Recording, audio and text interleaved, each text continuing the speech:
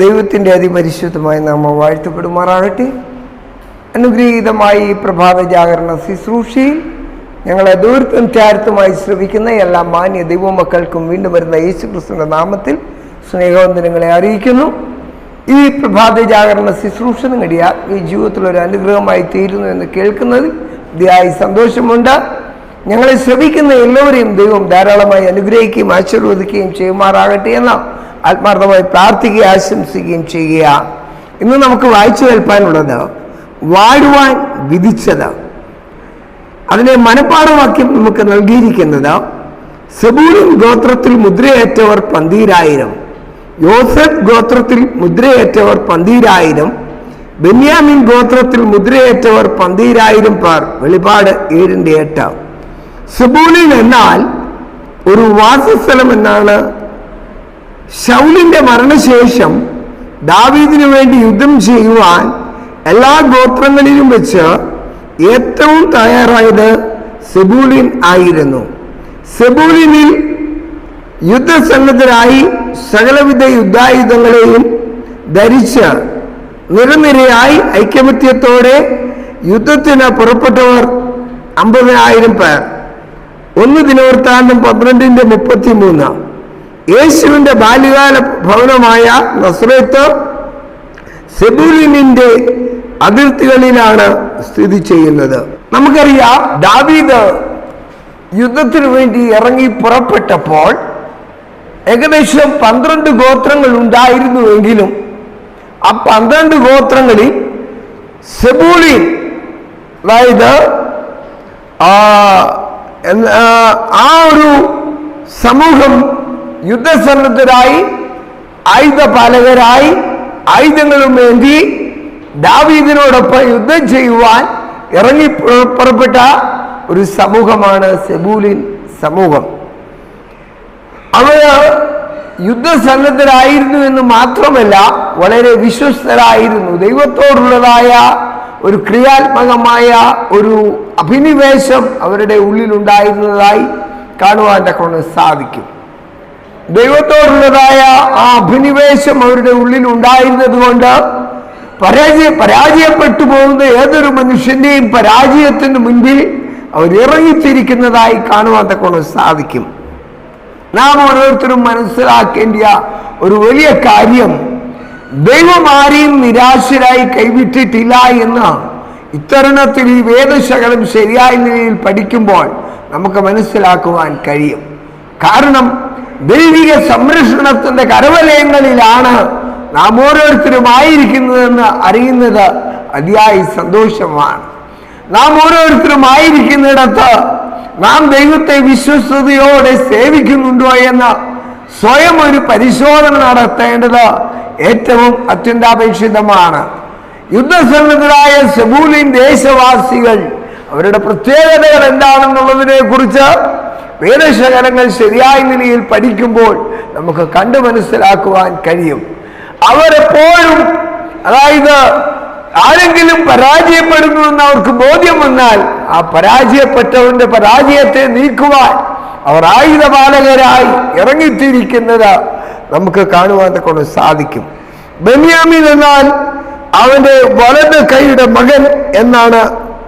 റാഹേൽ മരിക്കുമ്പോൾ അവൾ തന്റെ നവജാത മകന് ബെനോനി എന്ന് പേർ നൽകി.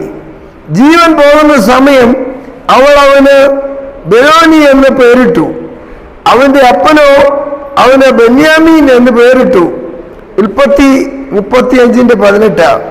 ദാവീദിന്റെയും യേശുവിന്റെയും ജന്മസ്ഥലമായ ബേത്ലഹേമിലാണ് ബെന്യാമീൻ ജനിച്ചത്. അവനും വ്യസനപാത്രമായി യെശയ്യാ 53:3 ലോകത്തിൽ ജനിച്ച ക്രിസ്തുവിന്റെ ഒരു മാതൃകയായിരുന്നു. എന്നാൽ സ്വർഗത്തിൽ മഹിമാസനത്തിന്റെ വലത്തുഭാഗത്ത് ഇരുന്നവനായി ഉയർത്തപ്പെട്ടു. എബ്രായർ 8:1. ഒരിക്കൽ ഇസ്രായേലിലെ ഏറ്റവും ദുഷിച്ച ഗോത്രങ്ങളിൽ ന്യായാധിപന്മാർ 19. ബെന്യാമീൻ നീതിമാന്മാരുടെ ഒരു സംരക്ഷകനായി തീരുകയും ആവർത്തനം 33:12 വീണ്ടെടുക്കപ്പെട്ടവരുടെ ഇടയിൽ ഒരു സ്ഥാനം കണ്ടെത്തുകയും ചെയ്തു. നാം മനസ്സിലാക്കണം, ദൈവിക പരിപാലനത്തിൽ, ദൈവിക സംരക്ഷണത്തിൽ, ദൈവിക ഏർപ്പെടലുകളിലൊക്കെ അവർ സകലത്തിലും നൈപുണ്യന്മാരായിരുന്നു എന്ന് നമുക്ക് കാണുവാൻ തക്കൊണ്ട് സാധിക്കും. ആയതുകൊണ്ട് ദൈവത്തെ സ്നേഹിക്കുന്നവർക്ക്, നിർണയപ്രകാരം വിളിക്കപ്പെട്ടവർക്ക് തന്നെ സകലവും നന്മയ്ക്കായി കൂടി വ്യാപരിക്കുന്നുവെന്ന ദൈവത്തിന്റെ വചനം അസന്നിഗ്ധമായി വിളിച്ചു പറയുന്നത് ഓർത്ത് നമുക്ക് ദൈവത്തെ സ്തുതിക്കാം. ദൈവത്തിൽ ആശ്രയിക്കുന്ന മക്കൾക്കൊരു പ്രത്യേകതയുണ്ട് എന്ന തിരുവചനം നമ്മളെ ഓർമ്മപ്പെടുത്തുന്നതായി നമുക്ക് കാണുവാൻ കൊണ്ട് സാധിക്കും. ഈ കാര്യങ്ങൾ മനസ്സിലാക്കണം. ദാവീദിന്റെ ജീവിതത്തിൽ വലിയ പരാജയങ്ങളൊക്കെ വന്നെങ്കിലും യുദ്ധസന്നദ്ധനായി ദാവീദ് ഇറങ്ങിത്തിരിക്കുമ്പോൾ തന്റെ ജീവിതത്തിന്റെ ശൂന്യതകളെ ഒന്ന് കണ്ടുകൊണ്ട് ആശയറ്റവനായി, ആശ്രയമറ്റവനായി നിൽക്കുമ്പോൾ ഈ സെബൂലി ദേശവാസികൾ അവനോട് ഐക്യദാർഢ്യം പ്രഖ്യാപിക്കുകയും അവനെ സഹായിക്കുവാൻ എല്ലാ തലങ്ങളിലും നിലകൊള്ളുവാൻ ഇടയായിത്തീരുകയും ചെയ്തിട്ടുണ്ട്. അങ്ങനെയെങ്കിൽ ദൈവമക്കൾ എന്ന നിലയിൽ നമ്മുടെ ജീവിതത്തിൽ നാം സകലത്തിലും നൈപുണ്യന്മാരായി തീരുവാൻ ഇടവന്നിട്ടുണ്ടോ എന്ന സ്വയം ഒരു വിലയിരുത്തൽ നമ്മുടെ ജീവിതത്തിൽ ഉണ്ടാകുന്നത് ഏറ്റവും അത്യന്താപേക്ഷിതമാണ്. ഈ പ്രഭാതം ഈ വചനം കേൾക്കുന്ന ഓരോരുത്തരും മനസ്സിലാക്കുക, ദൈവം ഒരിക്കൽ പറഞ്ഞു, ഞാൻ നിന്നെ ഒരു നാളും അനാഥനായി കൈവിടുകയില്ല. ഹല്ലേലൂയ. ജീവിതത്തിൽ പ്രതിസന്ധികളിലൂടെ കടന്നു പോകുമ്പോൾ, പ്രയാസങ്ങളിലൂടെ കടന്നു പോകുമ്പോൾ, ഒറ്റപ്പെടലുകൾ പലയിടത്തും നമ്മുടെ ജീവിതത്തിൽ നേരെ വെല്ലുവിളിയായി കടന്നു വരുമ്പോൾ മനസ്സിലാക്കുക, ദൈവം നമ്മോട് കൂടെ എന്ന അർത്ഥമുള്ള ഇമ്മാനുവേൽ, ആ ദൈവമാണ് നമുക്ക് സംരക്ഷണം നൽകുന്നത്. ആ ദൈവമാണ് നമുക്ക് പരിപാലനം നൽകുന്നത്. 12 ഗോത്രങ്ങൾ വീതമുള്ള 12,000 വീതമുള്ള 12 ഗോത്രങ്ങളെ വിലയിരുത്തി നമുക്കറിയാം. വിശുദ്ധ വേദപുസ്തകത്തിൽ രക്ഷിക്കപ്പെട്ടതായ ഒരു ഗണത്തെ കുറിച്ച് അവിടെ പറയുന്നുണ്ട്. 1,44,000 പേർ. ഇവർ ആരെന്ന് ചോദിക്കുമ്പോൾ ഇവർ മഹാകഷ്ടത്തിൽ നിന്ന് വന്നവർ, കുഞ്ഞാടിന്റെ രക്തത്തിൽ തങ്ങളുടെ അങ്കി അലക്കി വെളുപ്പിച്ചവർ. അങ്ങനെയെങ്കിൽ ദൈവസ്നേഹം തിരിച്ചറിഞ്ഞ ദൈവസ്നേഹത്തിന്റെ ആഴത്തിൽ നിലകൊള്ളുവാൻ നമുക്ക് കഴിയുന്നുവെങ്കിൽ നമ്മുടെ ജീവിതം ധന്യമായി തീരുവാൻ തക്കവണ്ണം കാരണമായി തീരും. പ്രാർത്ഥനാനിരതമായ ഒരു അനുഭവത്തോടെ മുന്നേറുവാൻ ദൈവം നമ്മെ വിളിക്കുകയാണ്.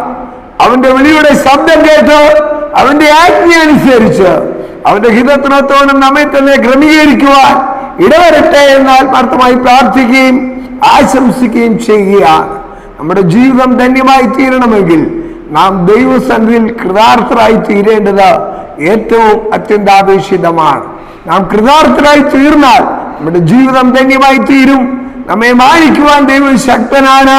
നമ്മുടെ എല്ലാ ആവശ്യങ്ങളുടെ മേൽ ദൈവം പ്രവർത്തിക്കും. ഒരു നാളും നമ്മെ തള്ളിക്കളയുകയില്ല എന്നുള്ള ഓർമ്മപ്പെടുത്തലാണ് ഈ പ്രഭാതം നിങ്ങളുടെ മുൻപിൽ നൽകുവാൻ തക്കൊണ്ട് ഞാൻ ആഗ്രഹിക്കുന്നത്. ഇവിടെ പറയുന്നത് 7-ാം അധ്യായത്തിൽ അവതരിപ്പിച്ചിരിക്കുന്ന ക്രമത്തിൽ ഈ പേരുകളുടെ അർത്ഥം നിങ്ങൾ വായിക്കുമ്പോൾ ഗോത്രങ്ങളെ ഈ ക്രമത്തിൽ പട്ടികപ്പെടുത്തിയതിൽ അതിശയിക്കാനില്ല. ഞാൻ യഹോവയെ സ്തുതിക്കും, അവൻ എന്നെ നോക്കി ഭാഗ്യം തന്നു. എന്റെ മൽപിടുത്തത്തിൽ ഞാൻ സന്തോഷവാനാണ്. ഞാൻ മറക്കുവാൻ ദൈവം എനിക്ക് ഇടയാക്കി. ദൈവം എന്നെ കേൾക്കുകയും എന്നോട് ചേരുകയും ചെയ്തു. അവൻ എനിക്കൊരു വാസസ്ഥലം ഒരുക്കി വാങ്ങിയിരിക്കുന്നു. ദൈവം തന്റെ വലം കൈയിലെ മകനെ എന്നോട് ചേർക്കും. അന്ത്യനാളുകളിൽ വീണ്ടെടുക്കപ്പെട്ടവരുടെ അനുഭവത്തിന്റെ എത്ര മനോഹരമായ ആവിഷ്കരണം. ഇവിടെ ഒരു ഭാഗം പറയുന്നത്, പരിശുദ്ധ ദൈവം ഞങ്ങളോടുകൂടെ വസിച്ചതിനും ഞങ്ങളെ സന്താനപുഷ്ടിയുള്ളവരാക്കിയതിനും നിന്നോടൊപ്പം ശാശ്വതമായ ഒരു വാഴ്ച വാഗ്ദത്തം ചെയ്തതിനും ഞങ്ങൾ നന്ദിയുള്ളവരാണ്. ഈ അനുഗ്രഹങ്ങൾ ഞങ്ങളെ യോഗ്യതയുള്ളവരാക്കണമേ. ആമീൻ. നമുക്ക് പ്രാർത്ഥിക്കാം. നിത്യനും മഹാപരിശുദ്ധനും സ്നേഹസമ്പൂർണനുമായ ദൈവമേ, ഈ തിരുവചനം കേട്ട് എല്ലാ പ്രിയപ്പെട്ടവരെ അവിടുന്ന് അനുഗ്രഹിക്കണം. ഒറ്റപ്പെടലുകളുടെ നടുവിലായിരിക്കുന്നവർക്ക് ആശ്വാസദായകനായ ദൈവത്തിന്റെ സാന്നിധ്യം അവരോടൊപ്പം ഉണ്ടായിരിക്കണം. ദൈവത്തിൽ ആശ്രയിപ്പാൻ ഇടയാക്കണം. പ്രാർത്ഥന കേട്ടതുകൊണ്ട് സ്തോത്രം. സകല ബുദ്ധിയെ കവിയുന്ന ദൈവിക സമാധാനത്താൽ എല്ലാവരെയും നിറയ്ക്കണമേ. യേശുക്രിസ്തുവിന്റെ വിലയേറിയ നാമത്തിൽ ഏറ്റവും താഴ്ന്നേടുകൾ അപേക്ഷിക്കുമ്പോൾ കരുണയുള്ള ദൈവമേ, കൃപയോടെ യാചന കേൾക്കുമാറാകണമേ. ആമീൻ. ഈ പ്രഭാത ജാഗരണ ശുശ്രൂഷയെ ഞങ്ങളെ ശ്രവിച്ച എല്ലാ പ്രിയപ്പെട്ടവർക്കും ഒരു നല്ല പ്രഭാതം നേർന്നുകൊണ്ട് ഞാൻ എൻ്റെ വാക്കുകൾ നിർത്തുന്നു. ആമീൻ.